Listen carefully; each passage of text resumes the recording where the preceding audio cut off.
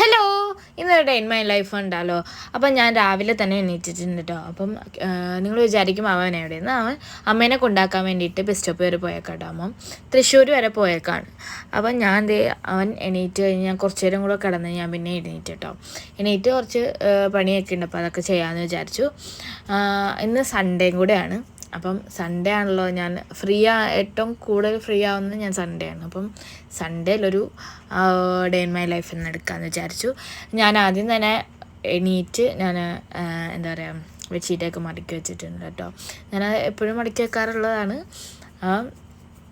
Video ചെയ്യുന്നുണ്ടല്ലോ കേട്ടോ. അപ്പോൾ ഞാൻ നേരെ എണീറ്റ് ഡോറൊക്കെ തുറന്നിടാമെന്ന് വിചാരിച്ച് അങ്ങനെ ഞാൻ നേരെ ഡോറ് തുറക്കാൻ വേണ്ടിയിട്ട് പോയിട്ടോ. ഇവിടെ ഡോറ് തുറന്ന് ഇടുമ്പോൾ തന്നെ പൂച്ച കയറി സോഫയുടെ അടിയിൽ അവിടെ ഇവിടെ. അപ്പോൾ ഞാൻ എപ്പോഴും ആരും ഇല്ലെങ്കിൽ അങ്ങനെ തുറന്നിടാറില്ല കേട്ടോ. അപ്പോൾ രാവിലെ ആയതുകൊണ്ട് ഞാൻ രാവിലെ തന്നെ ഡോറൊക്കെ തുറന്നു കുറച്ച് നേരം പുറത്തൊക്കെ നിന്ന് ഞാൻ നേരെ ഹായ് ഗായ്സ്. അപ്പോൾ ഞാൻ രാവിലെ തന്നെ എണീറ്റിട്ടുണ്ട് കേട്ടോ. അപ്പോൾ അമ്മ രാവിലെ തൃശ്ശൂർ പോയി കല്യാണത്തിന്. അപ്പോൾ ഇന്നൊരു ഡേ ഇൻ മൈ ലൈഫ് എന്നൊക്കെ പറയാം. ഞാൻ ആദ്യമായിട്ടാണ് ഡേ ഇൻ ലൈഫ് എടുക്കുന്നത്, അതുകൊണ്ട് തന്നെ എന്തെങ്കിലുമൊക്കെ തിരുത്തുന്നെങ്കിൽ ക്ഷമിക്കുക. അപ്പോൾ ഞാനത് രാവിലെ തന്നെ പിന്നെ ഞാൻ എണീറ്റിട്ട് പിന്നെ ഞാൻ കിടന്ന് കഴിഞ്ഞാൽ അത് ശരിയാവില്ല, പിന്നെ ഞാൻ വൈകി എണീക്കുള്ളൂ.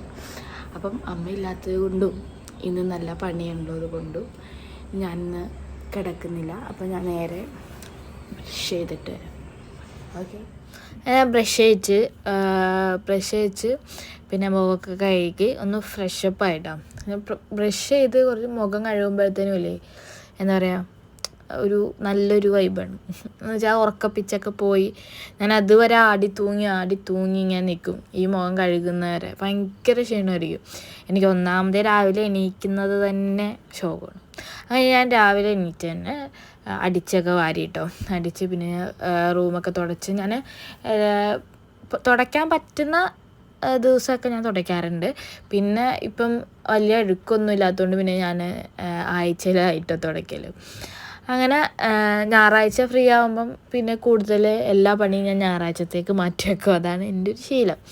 അങ്ങനെ ഞാൻ നേരെ തുടച്ചൊക്കെ കഴിഞ്ഞ് പിന്നെ അമ്മ തുണി കഴുകിയിട്ടിട്ടുണ്ടായിരുന്നു കേട്ടോ വാഷിംഗ് മെഷീനിൽ. അപ്പോൾ അത് ഞാൻ പിഴിഞ്ഞ് അശയിൽ കൊണ്ടിട്ട് അത് കുറച്ച് തുണി ഉണ്ടായിരുന്നു.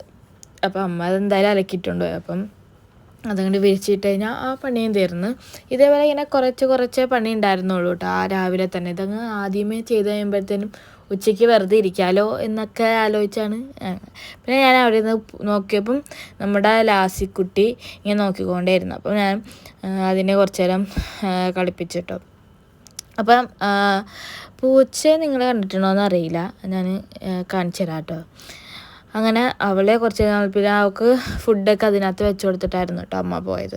അപ്പോൾ പിന്നെ ഇറക്കിയില്ല. അങ്ങനെ ആ പണിയൊക്കെ കഴിഞ്ഞ് ഇനി അടുത്ത സെക്ഷനിലോട്ട്. അപ്പം എനിക്ക് ഭയങ്കരമായിട്ട് ദാഹിച്ചിട്ടോ. ഞാൻ വെള്ളം കൂടി ഭയങ്കര കുറവായുണ്ട്. പിന്നെ ഞാൻ വെള്ളം കുടിക്കുകയാണെങ്കിൽ തന്നെ തണുത്ത വെള്ളമേ കുടിക്കുള്ളൂ, അതാണ് മെയിൻ. അങ്ങനെ തണുത്ത വെള്ളം കുടിച്ച് ഞാൻ നേരെ കിച്ചണിലേക്ക് വന്നിട്ടോ. കിച്ചണിൽ വന്നപ്പം നമ്മുടെ ഏട്ടൻ വൈൻ ക്രിസ്മസിന് മുന്നേ ഇട്ട വൈനാണ്, അത് ശരിയായില്ല. എന്നിട്ട് ഇപ്പോഴാണ് അത് ശരിയായത്. കുറേ അധികം പണിയൊക്കെ കഴിഞ്ഞു, ഇനി പാചകമുള്ളൂ കേട്ടോ. അപ്പോൾ രാവിലെ അമ്മ ഇന്നലെ പോകുന്നതുകൊണ്ട് തന്നെ ഇന്നലെ ബ്രെഡ് ഉണ്ടാക്കിയല്ല മേടിച്ച് വെച്ചിട്ടുണ്ടായിരുന്നു. അപ്പം ബ്രെഡും ജാമും അങ്ങനെയൊക്കെ. പിന്നെ ഞായറാഴ്ച കൊണ്ട് അധികം ഞങ്ങൾ എന്താ പറയുക റെസ്റ്റ് എടുക്കുന്ന ദിവസമാണല്ലോ. അപ്പോൾ അധികം പാചകം ചെയ്യാറില്ല. രാവിലെ മോർണിംഗ് വൈകി എണീക്കാൻ വേണ്ടിയിട്ട് അധികം വലിയ എന്താ പറയുക ചപ്പാത്തി ഇടിയപ്പം അങ്ങനത്തെ സാധനങ്ങളൊന്നും ഉണ്ടാക്കില്ല. അപ്പം ഇന്ന് ബ്രെഡ് രാവിലെ മേടിച്ചിട്ടുണ്ട്.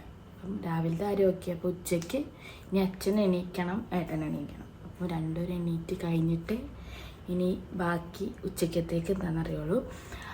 അവന് നല്ല ഉറക്കമാണ്. അവൻ എന്താ പറയുക അമ്മേനെ കൊണ്ടാക്കിയിട്ട് തിരിച്ചു വന്നപ്പം അന്ന് ഫോണിൽ നോക്കിക്കൊണ്ട് ഉറങ്ങിപ്പോയി. അപ്പോൾ പിന്നെ കുറച്ച് നേരം ഉറങ്ങട്ടെ എന്ന് വിചാരിച്ച് ഞാൻ വിളിക്കാൻ നിൽക്കുന്നില്ല. അവർ എണീറ്റിട്ട് ചായയൊക്കെ കുടിക്കാമെന്ന് വിചാരിച്ചിട്ടോ.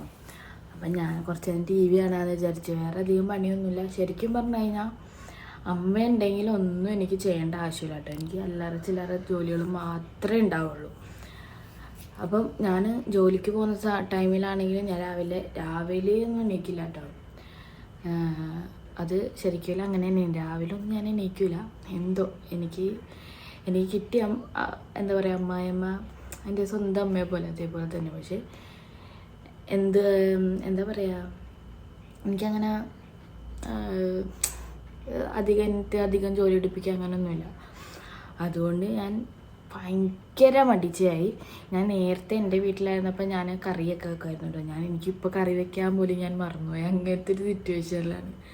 ഇപ്പോൾ പ്രശ്നമൊന്നുമില്ല, അങ്ങനെ പഠിച്ചു വരാമല്ലോ.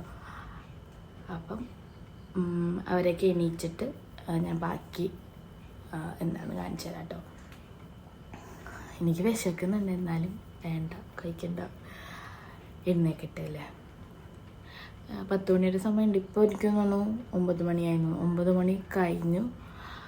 അത് കഴിഞ്ഞ് നമുക്ക് അങ്ങനെ ഞാൻ അവനെ കാണിച്ചു തരാം. അവൻ നല്ല ഉറക്കമാണ്. അവൻ അമ്മേനെ കൊണ്ടാക്കിയാൽ പറഞ്ഞു. അമ്മേനെ കൊണ്ടാക്കി വരുമ്പോഴത്തേക്കും നല്ല ക്ഷീണമുണ്ടായിരുന്നു കേട്ടോ. ആ ഉറക്കപ്പിച്ച് എണീച്ചുകൊണ്ട് ഞാൻ ആ ടൈം കൊണ്ട് നമ്മൾ കറിക്ക് വേണ്ടിയിട്ട് സവാള, വെളുത്തുള്ളി, ഇഞ്ചിയൊക്കെ അരിഞ്ഞ് വെക്കാമെന്ന് വെച്ചപ്പം അത്രയും ടൈം വെറുതെ വേസ്റ്റ് ചെയ്യണമല്ലോ. അപ്പോൾ എന്തായാലും ഞാൻ വെറുതെ ഇരിക്കുകയാണ്. അപ്പോൾ ഞാൻ എന്ത് ചെയ്തു, സവാളയൊക്കെ അരിഞ്ഞ് വെക്കാമെന്ന് വിചാരിച്ചു.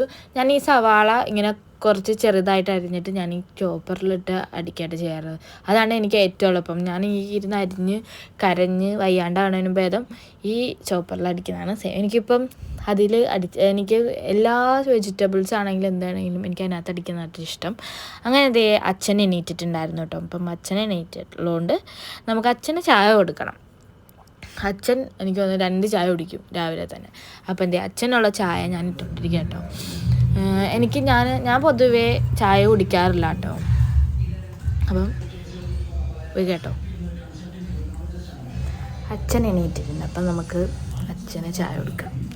അങ്ങനെ അച്ഛന് ചായയൊക്കെ ഇട്ട് നമുക്ക് അരിക്കാം അതന്നെ.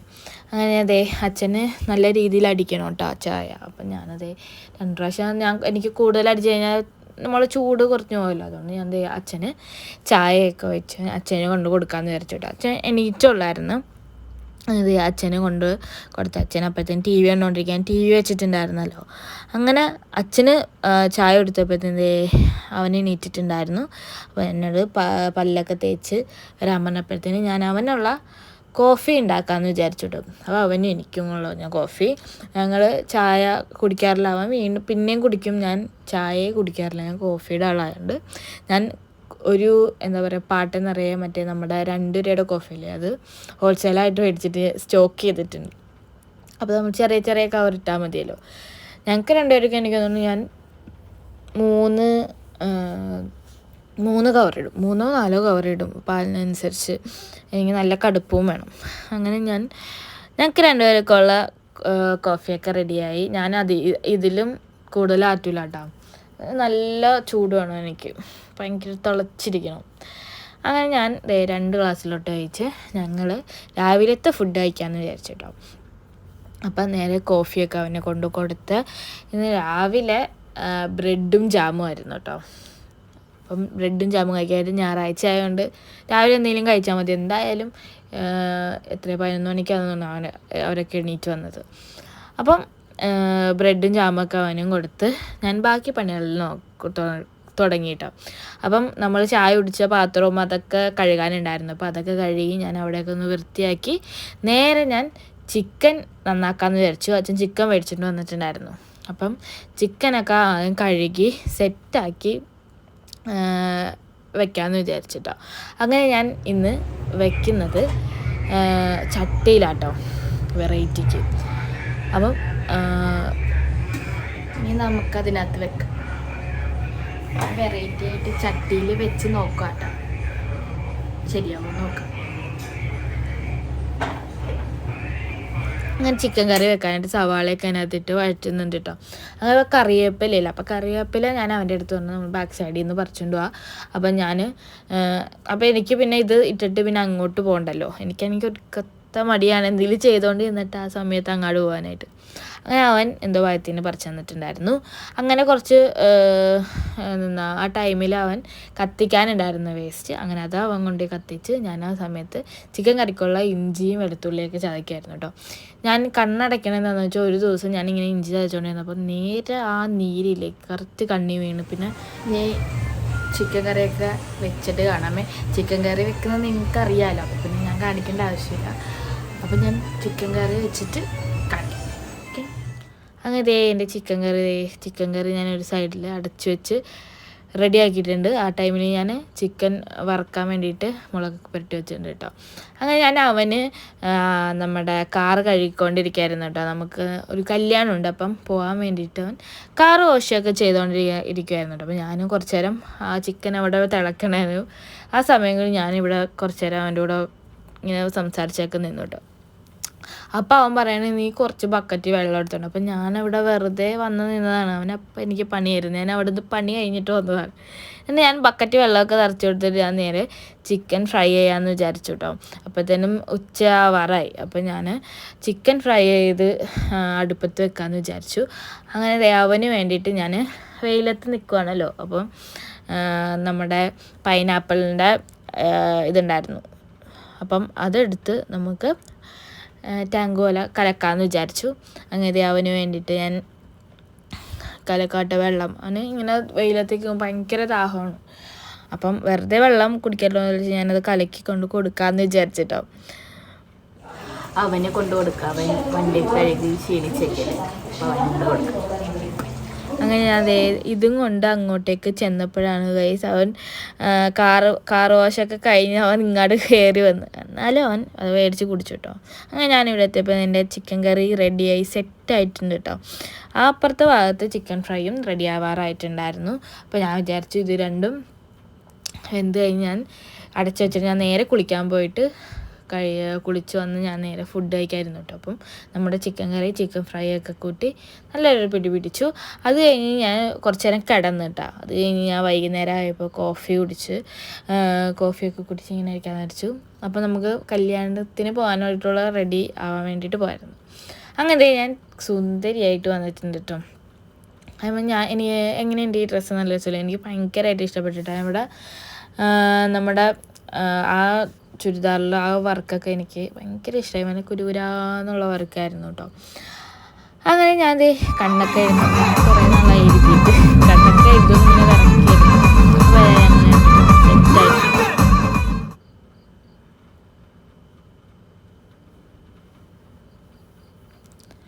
അങ്ങനെ അത് കഴിഞ്ഞ് ഞങ്ങൾ അവിടെ നിന്ന് കുറച്ച് നേരമൊക്കെ ഇരുന്ന് ഫുഡൊക്കെ കഴിച്ച് വീണ്ടും അവിടെ ഫ്രണ്ട്സൊക്കെ സംസാരിച്ച് ഞങ്ങൾ നേരെ അവിടെ നിന്ന് ഇറങ്ങി കേട്ടോ. നമ്മൾ നേരെ കിച്ചുവിൻ്റെ അടുത്തോട്ടാട്ടോ പോകുന്നത്. അപ്പോൾ അമ്മ നാട്ടിലേക്ക് പോയിട്ടുണ്ടായിരുന്നു. അപ്പോൾ നേരെ കിച്ചുവിൻ്റെ വീട്ടിലേക്ക് വന്നു കേട്ടോ. അങ്ങനെ അവിടെ കഴിഞ്ഞു കേട്ടോ ഇന്നത്തെ ദിവസം. അപ്പം